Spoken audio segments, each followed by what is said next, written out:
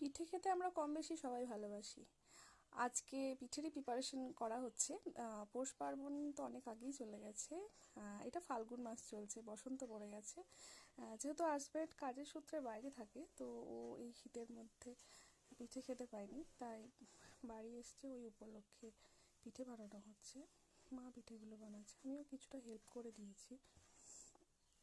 এই যে পুর পিঠে, ক্ষীরের পুর দেওয়া পিঠে ভীষণ ভালো লাগে খেতে। পিঠেগুলো এক এক করে ছেড়ে দেওয়া হচ্ছে।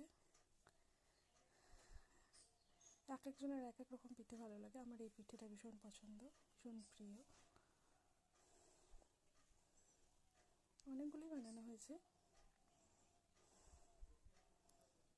এই যে পিঠেটা অনেকটা হয়ে আসছে, এবার পিঠেটা উপরে ভেসে উঠেছে।